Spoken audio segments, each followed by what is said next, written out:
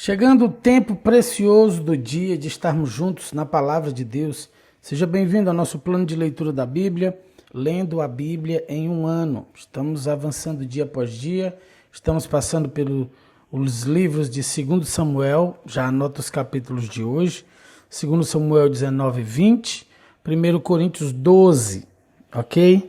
Você que está aí na sua casa, já prepara o ambiente, pega a sua Bíblia, junta o familiar, junto o filho, ou você que está em trânsito, né? O importante é que o seu coração esteja aberto, ok? Se você é novo no canal, se inscreve, clique no botão inscreva-se, aperta a opção do sino de todas e você sempre será notificado e avisado, tá bom? Vamos juntos? Vamos começar? Vamos lá, 2 Samuel 19, verso 1. Logo chegou a Joabe a notícia de que o rei chorava e lamentava a morte de Absalão. Quando o povo soube da grande tristeza do rei pela morte de seu filho, a alegria da vitória daquele dia se transformou em profundo pesar. Os soldados entraram na cidade sem chamar a atenção, como se estivessem envergonhados e houvessem fugido da batalha. O rei cobriu o rosto com as mãos e continuou a chorar. Ah, meu filho Absalão! Ah, Absalão, meu filho, meu filho! Então Joabe foi até o quarto do rei e disse: Hoje salvamos sua vida, e a vida de seus filhos e filhas, e de suas esposas e concubinas. E, no entanto, o Senhor age desse modo e nos faz sentir envergonhados. Parece amar os que o odeiam e odiar os que o amam. Hoje deixou claro que todos os seus comandantes e soldados não significam nada para o Senhor. Pelo visto, se Absalão tivesse sobrevivido e todos nós tivéssemos morrido, o Senhor estaria satisfeito. Agora saia e vá parabenizar seus soldados, pois juro pelo Senhor que se o rei não for, nenhum só deles permanecerá aqui esta noite. Isso seria pior que todo o mal que já lhe aconteceu na vida. Assim o rei saiu e se sentou à entrada da cidade. E quando se espalhou a notícia de que o rei estava ali, todos foram vê-lo. Enquanto isso, os israelitas haviam fugido para suas casas, e em todas as tribos de Israel houve muita discussão. O povo dizia: O rei nos livrou de nossos inimigos e nos libertou dos filisteus, mas teve de fugir por causa de Absalão. Agora Absalão, a quem ungimos para reinar sobre nós, está morto. Não devemos demorar para trazer o rei Davi de volta. Então Davi enviou uma mensagem aos sacerdotes Zadok e Abiatar. Perguntem às autoridades de Judá: Por que vocês demoram tanto para receber o rei de volta? Até eu já sei que todo Israel deseja a minha volta. Vocês são meus parentes, minha própria tribo, meu povo e minha raça. Então por que são os últimos a receber o rei de volta? E Davi pediu que dissessem a Amasa: Você é meu parente, meu povo e minha raça. Que Deus me castigue severamente, se de hoje em diante você não se tornar comandante de meu exército em lugar de Joabe. A mensagem de Davi convenceu todas as autoridades de Judá, e eles deram uma resposta unânime. Mandaram dizer ao rei: Volte para nós e traga todos que estão com o Senhor. Então o rei começou a viagem de volta para Jerusalém. Quando chegou ao rio Jordão, o povo de Judá foi a Gilgal para encontrar-se com ele e acompanhá-lo até o outro lado do rio. Simei, filho de Gera, de Baurim, na terra de Benjamim, atravessou com os homens de Judá para dar as boas-vindas ao rei Davi. Estavam com ele 1000 homens da tribo de Benjamim, incluindo Ziba, servo da casa de Saul, e os 15 filhos e 20 servos de Ziba. Desceram apressadamente ao Jordão para receber o rei. Atravessaram o rio para ajudar a família do rei a chegar à outra margem e para fazer o que lhe solicitasse. Quando o rei estava prestes a atravessar o rio, Simei, filho de Gera, curvou-se diante dele e suplicou: Ó meu senhor, o rei, por favor, perdoe-me. Esqueça as coisas terríveis que seu servo disse quando o Senhor saiu de Jerusalém. Sei quanto pequei, por isso vim aqui hoje, a primeira pessoa em todo Israel, a receber o meu senhor, o rei. Então Abissai, filho de Zeruia, disse: Simei deve ser morto, pois amaldiçoou o rei ungido do Senhor. Quem pediu a opinião de vocês, filhos de Zeruia? Davi, por que agem como se fossem meus inimigos? Hoje não é um dia de execuções, pois hoje voltei a ser rei em Israel. Então, virando-se para Simei, Davi prometeu: sua vida será poupada. Mefibosete, neto de Saul, veio para encontrar-se com o rei.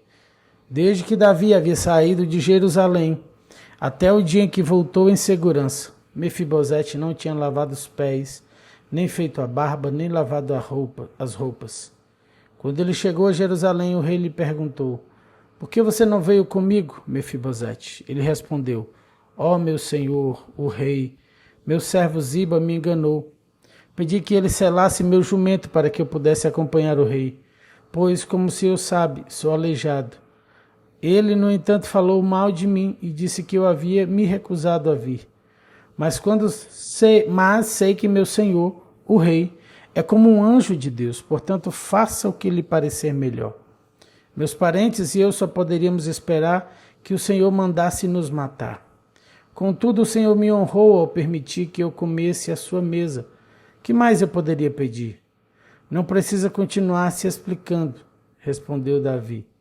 Resolvi que você e Ziba dividirão sua terra igualmente entre si. Dê tudo a ele, disse Mefibosete. Para mim basta saber que meu senhor, o rei, voltou para casa em segurança. Barzilai de Gileade havia descido de Rogelim para acompanhar o rei na travessia do Jordão. Era bastante idoso, tinha 80 anos e era muito rico. Foi ele quem providenciou o alimento para o rei durante sua estada em Manaim. O rei disse a Barzilai: venha comigo para Jerusalém e eu cuidarei de você. Barzilai, porém, respondeu: sou idoso demais para ir com o rei a Jerusalém. Tenho 80 anos e não consigo mais apreciar coisa alguma. A comida e a bebida já não têm sabor e já não consigo ouvir a voz dos cantores. Seria apenas um peso para meu senhor, o rei. Atravessar o Jordão com o rei é honra suficiente para mim. Depois permita que eu volte para morrer em minha cidade, onde meu pai e minha mãe foram sepultados. Mas aqui está seu servo, Quimã. Permita que ele vá com meu senhor, o rei, e receba o que o Senhor quiser lhe dar. Está bem, concordou o rei. Quimã virá comigo, e eu ajudarei da maneira como você achar melhor.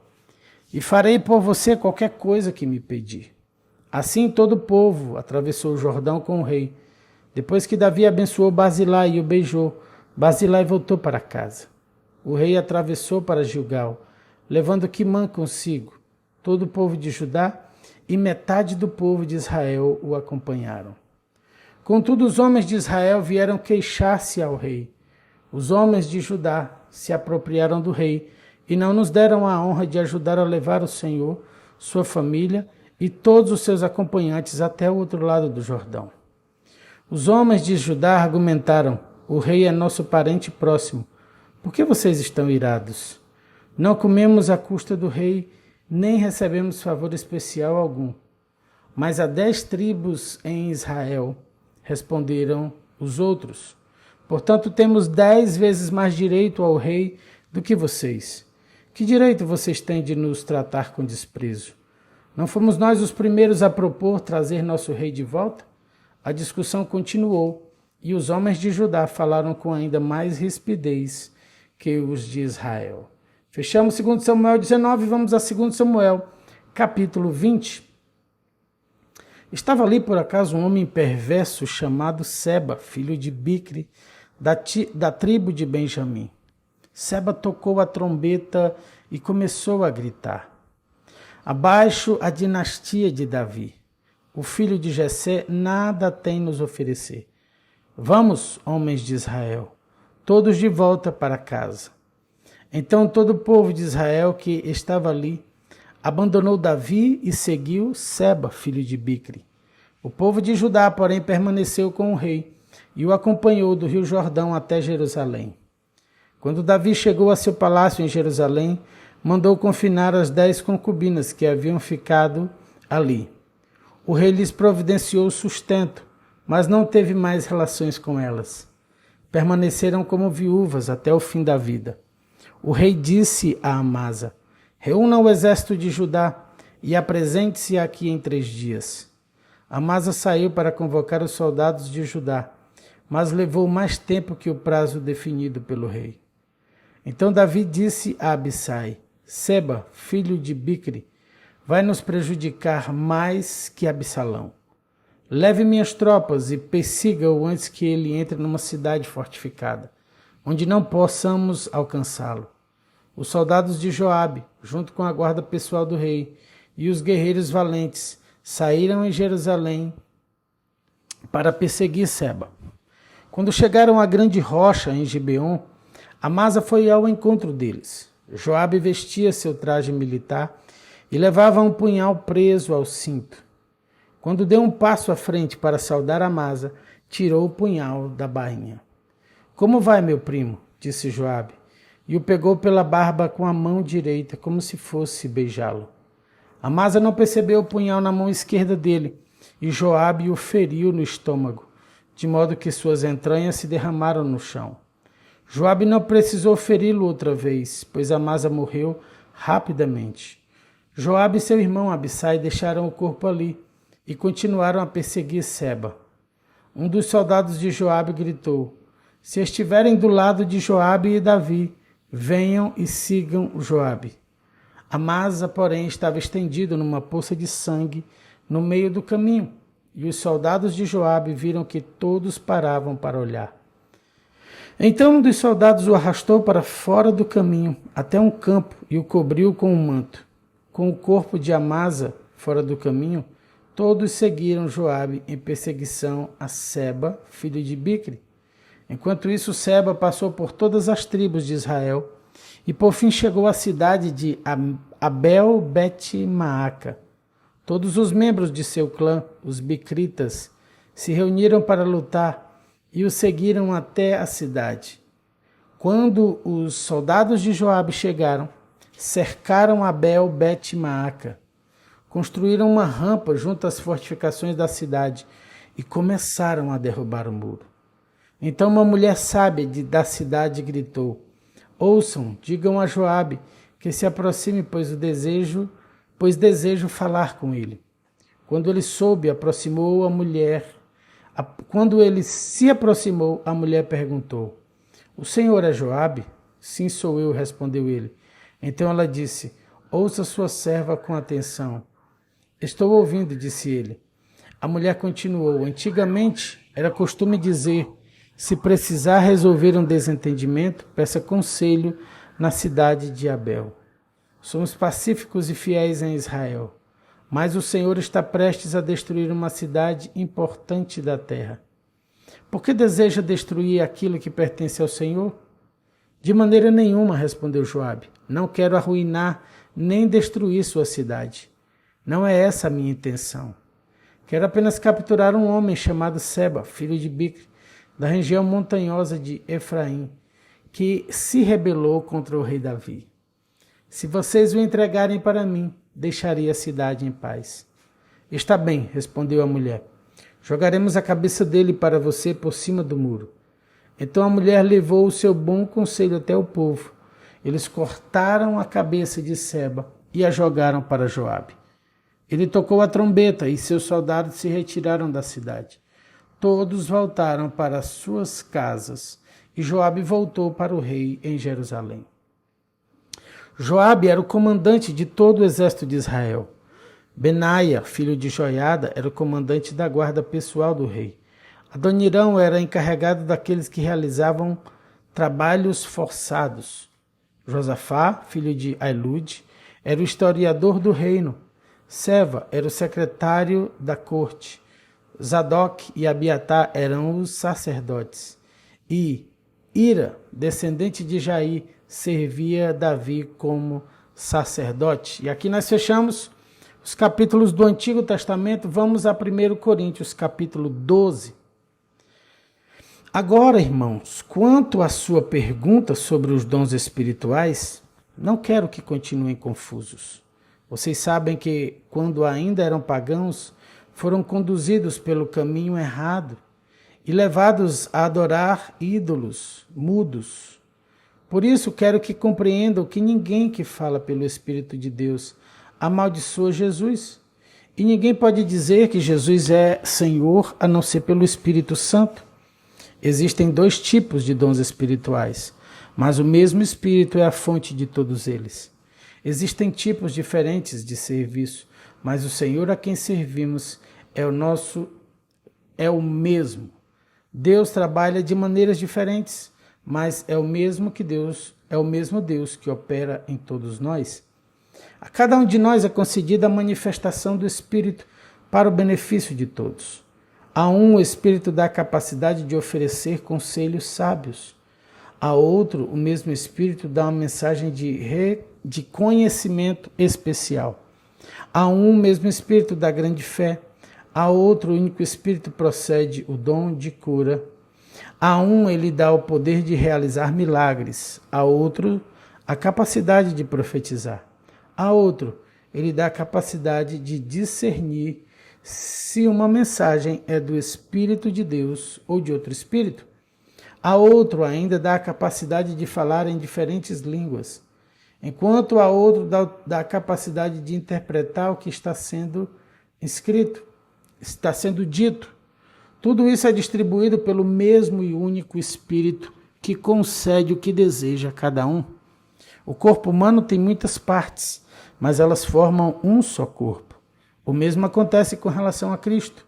Alguns de nós são judeus, alguns são gentios, alguns são escravos e alguns são livres.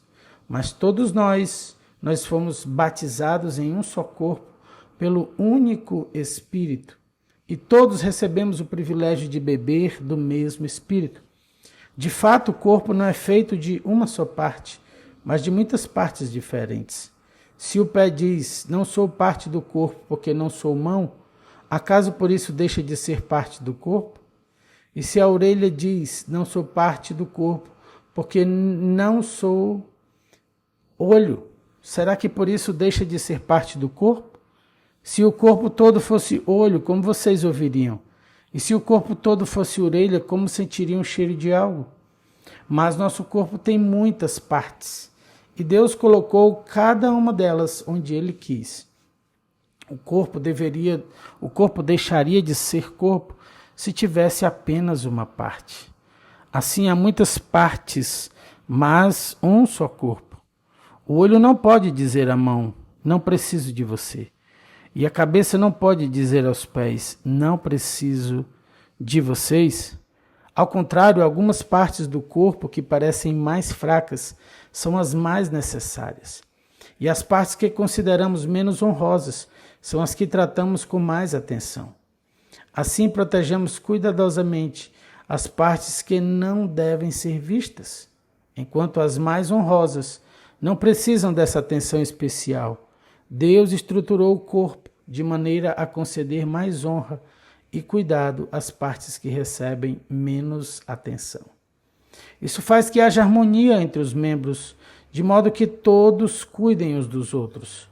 Se uma parte sofre, todas as outras sofrem com ela. E se uma parte é honrada, todas as outras com ela se alegram. Juntos, todos vocês são o corpo de Cristo, e cada um é a parte dele. Deus estabeleceu para a igreja, e em primeiro lugar os apóstolos, em segundo lugar os profetas, em terceiro os mestres, depois os que fazem milagres, os que têm o dom de cura, os que ajudam os outros, os que têm o dom de liderança, os que falam em diferentes línguas. Somos todos apóstolos, somos todos profetas, somos todos mestres. Todos nós temos o poder de fazer milagres. Todos temos o dom de cura. Todos temos a capacidade de falar em diferentes línguas. Todos temos a capacidade de interpretar o que é dito. Portanto, desejem intensamente os dons mais úteis. Agora, porém, vou lhes mostrar um estilo de vida que supera os demais. E aqui nós finalizamos os capítulos de hoje, né, o capítulo 12 de 1 Coríntios no Novo Testamento e os capítulos de hoje do plano de leitura da Bíblia. Quero orar por você, abençoar seu dia antes de você sair, mas lembrar que você deixa o seu like, você abençoa vidas e evangeliza com seu like. Se você é novo, se inscreve no canal, ok? E compartilha. Abençoe muitas vidas compartilhando o link aqui do plano de leitura da Bíblia. Vamos orar? Pai, muito obrigado, Senhor, muito obrigado pelo amanhecer, por mais um dia, pelas tuas misericórdias, Senhor, pelo teu perdão, a tua graça, o teu favor, pela saúde, Senhor, nós te louvamos. Te louvamos pela tua presença, te louvamos, Senhor, porque o Senhor é o nosso bom pastor e nada nos falta. O Senhor tem cuidado de tudo, o Senhor tem suprido tudo, o Senhor tem nos abençoado. Eu quero, Senhor, sobre este dia, declarar, Senhor, um dia de milagres e pedir que o Senhor opere os seus sinais, que o Senhor abençoe, Deus, os nossos irmãos aqui, que o Senhor abra portas, que o Senhor derrame chuvas, que o Senhor faça o sobrenatural. Muito obrigado, o nosso pedido é, caminha conosco, esteja conosco, Pai, durante todo esse dia. Obrigado pela tua paz, o teu poder e o teu amor. Nós oramos, consagramos todo o nosso dia na tua presença, no nome do Senhor Jesus. E quem crê comigo, repete aí do outro lado dizendo amém, e glória a Deus, e aleluia. Beijo no seu coração, fica na graça e na paz do Senhor Jesus. Tchau, tchau.